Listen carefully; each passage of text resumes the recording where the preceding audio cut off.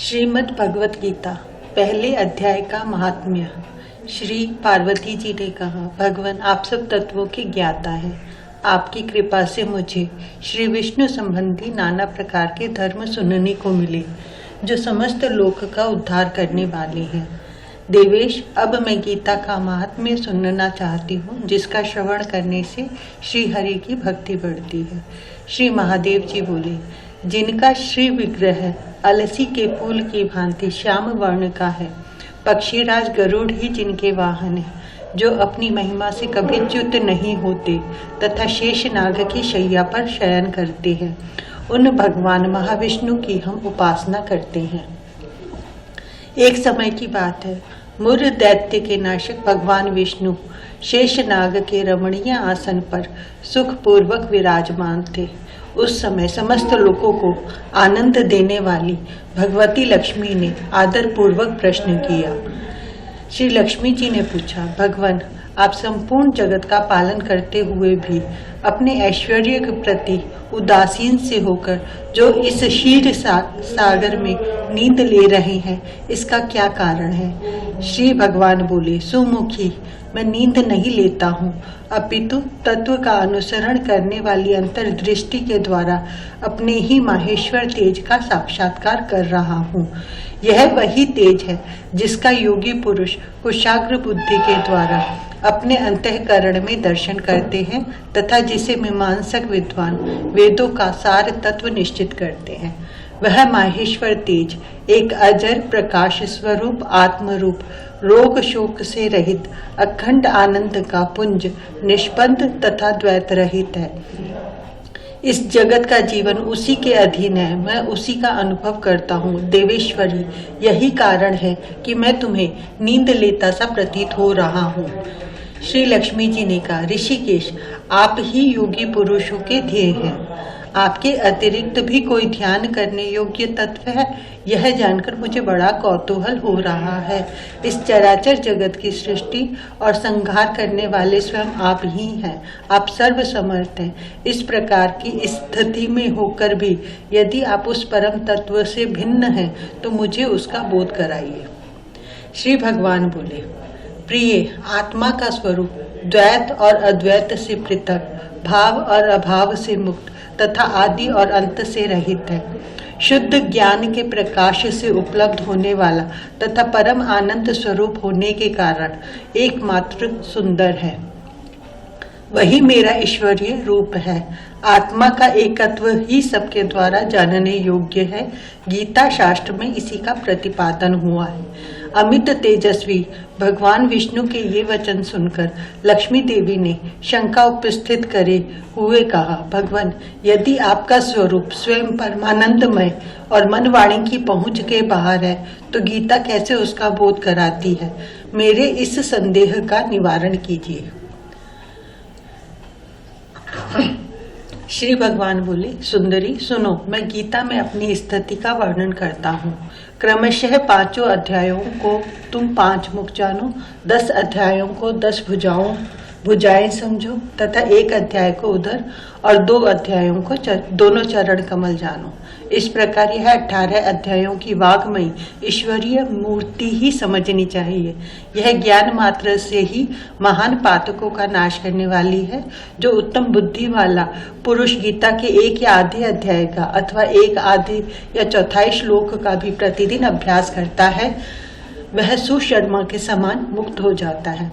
श्री लक्ष्मी जी ने पूछा, देव, सुशर्मा कौन था, किस जाति का था और किस कारण से उसकी मुक्ति हुई? श्री भगवान बोले, प्रिय, सुशर्मा बड़ी खोटी बुद्धि का मनुष्य था। पापियों का तो वह शिरोमणि ही था। उसका जन्म वैदिक ज्ञान से शून्य और क्रूरतापूर्ण करने वाले ब्राह्मणों के कुल में हुआ था। वह न ध्यान करता था, न जप, न होम करता था, न अतिथियों का सत्कार। वह लंपट होने के कारण सदा विषयों के सेवन में ही लगा रहता था। हल जोतता और पत्ते बेचकर जीविका चलाता था। उसे मदिरा पीने का व्यसन था तथा वह मांस भी खाया करता था। इस प्रकार उसने अपने जीवन का दीर्घ काल व्यतीत कर दिया। एक दिन मूढ़ बुद्धि सुशर्मा पत्ते लाने के लिए किसी ऋषि की वाटिका में घूम रहा था। इसी बीच में काल रूपधारी काले सांप ने उसे डस लिया। सुशर्मा की मृत्यु हो गई। तदंतर वह अनेक नरकों में जा वहां की यातनाएं भोगकर मृत्यु लोक में लौट आया और वहां बोझ ढोने वाला बैल हुआ। उस समय किसी पंगु ने अपने जीवन को आराम से व्यतीत करने के लिए उसे खरीद लिया। बैल ने अपनी पीठ पर पंगु का भार ढोते हुए बड़े कष्ट से 7-8 वर्ष बिताए। एक दिन पंगु ने किसी ऊंचे स्थान पर बहुत देर तक बड़ी तेजी के साथ उस बैल को घुमाया। इससे वह थककर बड़े वेग से पृथ्वी पर गिरा और मूर्छित हो गया। उस समय वहां कुतूहलवश आकृष्ट हो बहुत से लोग एकत्रित हो गए। उस जन समुदाय में से किसी पुण्य आत्मा व्यक्ति ने उस बैल का कल्याण करने के लिए उसे अपना पुण्य दान किया। तत्पश्चात कुछ दूसरे लोगों ने भी अपने अपने पुण्यों को याद करके उन्हें उसके लिए दान किया। उस भीड़ में एक वैश्या भी खड़ी थी। उसे अपने पुण्य का पता नहीं था, तो भी उसने लोगों की देखा देखी उस बैल के लिए कुछ त्याग किया। तदंतर यमराज के दूत उस मरे हुए प्राणी को पहले यमपुरी में ले गए। वहां यह विचार कर कि यह वैश्या के दिए हुए पुण्य से पुण्यवान हो गया है, उसे छोड़ दिया गया। फिर वह भूलोक में आकर उत्तम कुल और शील वाले ब्राह्मणों के घर में उत्पन्न हुआ। उस समय भी उसे अपने पूर्व जन्म की बातों का स्मरण बना रहा। बहुत दिनों के बाद अपने अज्ञान को दूर करने वाले कल्याण तत्व का जिज्ञासु होकर वह उस वैश्या के पास गया और उसके दान की बात बतलाते हुए उसने पूछा, तुमने कौन सा पुण्य दान किया था? वैश्या ने उत्तर दिया, वह पिंजरे में बैठा हुआ तोता प्रतिदिन कुछ पढ़ता है, उससे मेरा अंतःकरण पवित्र हो गया है, उसी का पुण्य मैंने तुम्हारे लिए दान किया था। इसके बाद उन दोनों ने तोते से पूछा। तब उस तोते ने अपने पूर्व जन्म का स्मरण करके प्राचीन इतिहास कहना आरंभ किया। शुक बोला, पूर्व जन्म में मैं विद्वान होकर भी विद्वता के अभिमान से मोहित रहता था। मेरा राग द्वेष इतना बढ़ गया था कि मैं गुणवान विद्वानों के प्रति भी ईर्ष्या भाव रखने लगा। फिर समयानुसार मेरी मृत्यु हो गई और मैं अनेकों घृणित लोकों में भटकता फिरा।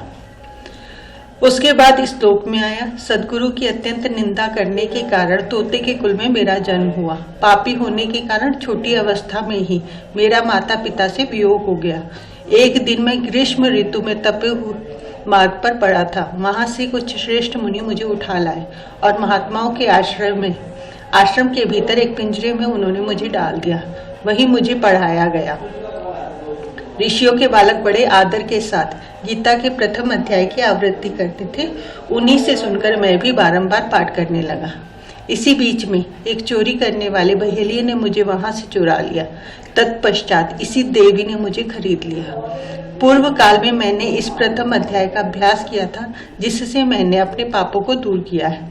फिर उसी से इस वैश्या का भी अंतःकरण शुद्ध हुआ है और उसी के पुण्य से ये द्विज श्रेष्ठ सुशर्मा भी पाप मुक्त हुए हैं। इस प्रकार परस्पर वार्तालाप और गीता के प्रथम अध्याय के महात्म्य की प्रशंसा करके वे तीनों निरंतर अपने घर पर गीता का अभ्यास करने लगे। फिर ज्ञान प्राप्त करके वे मुक्त हो गए। इसलिए जो गीता के प्रथम अध्याय को पढ़ता, सुनता तथा अभ्यास करता है, उसे इस भव सागर को पार करने में कोई कठिनाई नहीं होती।